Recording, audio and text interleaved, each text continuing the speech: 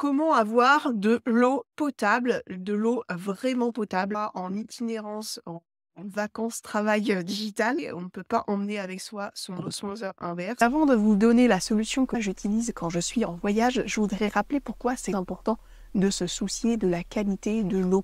Vous êtes plus ou moins sensible aux polluants qui sont dans votre environnement, genre dans l'air, dans votre alimentation, les polluants qu'il y a sur les textiles, sur vos vêtements. Dans mon cas, je suis très sensible, en particulier tous les polluants qui nécessitent l'utilisation du glutathione pour être métabolisés. En effet, j'ai une enzyme qui est codée par le gène GSTP1 qui n'est pas du tout fonctionnelle. J'ai constamment besoin de manger beaucoup d'aliments soufrés pour aider au fonctionnement, mais ce n'est pas suffisant. Si je veux être en bonne santé et ne pas avoir tous les signes associés, j'ai besoin d'être très vigilante à la quantité de polluants qui entrent. Ça peut être par exemple des métaux lourds que l'on peut retrouver dans l'eau. Ça peut être certains pesticides en particulier, les xénobiotiques dans les médicaments. Ce gène GSTP1, il code pour la glutathion ASP transférase. C'est une enzyme de détoxification de phase 2.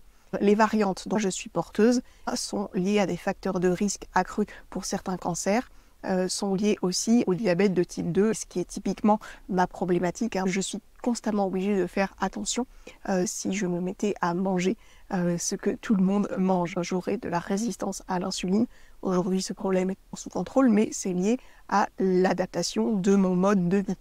Pour en revenir à la qualité de l'eau, l'eau évidemment, c'est pas la seule chose à laquelle vous devez faire attention, mais ça doit être un facteur de vigilance, d'autant plus que les normes ont toujours tendance à être relevées parce que nos eaux potables, entre guillemets, sont de plus en plus polluées et donc pour pouvoir continuer à avoir de l'eau du robinet dite potable, les normes sont régulièrement remontées, ce qui pourrait poser problème au niveau santé pour les personnes qui sont les plus fragiles. On ne prend par exemple pas du tout en compte, lorsqu'on relève ces niveaux-là, les cocktails qu'il pourrait y avoir entre différents polluants. L'objet de la vidéo, c'est pas de vous parler des niveaux qu'il faut ou non atteindre sur l'eau du robinet, c'est de vous dire que si vous êtes comme moi, une personne qui a besoin de faire plus attention que les autres à vos polluants, eh bien, il faut se préoccuper de l'eau que vous buvez.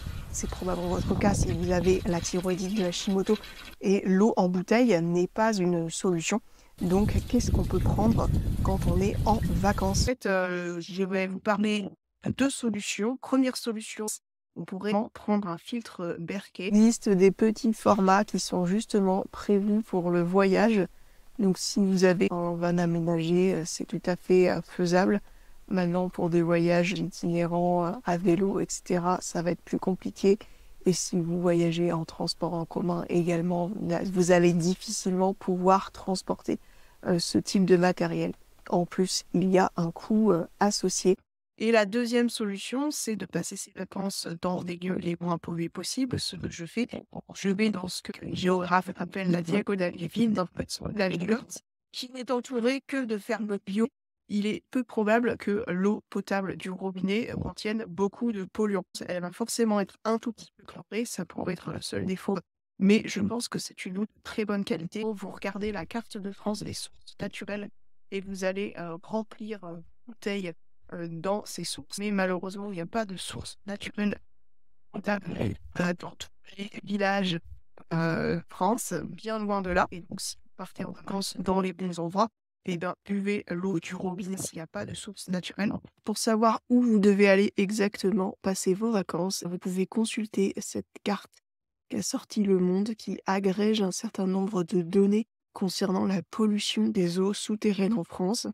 Et ce que je vous disais, c'est qu'il y a une zone qu'on appelle la diagonale du vide qui n'a pas été industrialisée. Cette zone-là, où vous voyez plus de bleu et beaucoup moins de orange et de rouge, c'est la zone qui est la moins polluée. Vous aurez le plus de villages pour lesquels il n'y a jamais eu de relevé mauvais au niveau de différentes pollutions possibles des eaux souterraines. C'est là qu'il faut aller en priorité. Et passer vos vacances et aussi d'acheter un certain nombre de produits sensibles. Si vous voulez faire un bilan de votre exposition aux différents polluants et perturbateurs endocriniens, et voir quel effet ça peut avoir sur les différents symptômes que vous avez en lien avec la maladie de Hashimoto. Vous avez dans la version gratuite du guide Dompter Hashimoto un certain nombre de questions qui vous permettront d'identifier les sources de polluants auxquels vous êtes exposés.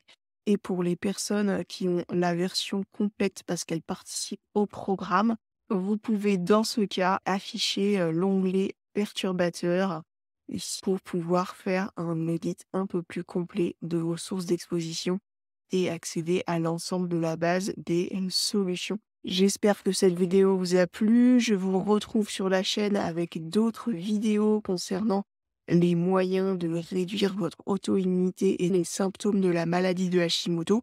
Vous pouvez consulter les autres playlists de la chaîne qui s'affichent à l'instant à l'écran.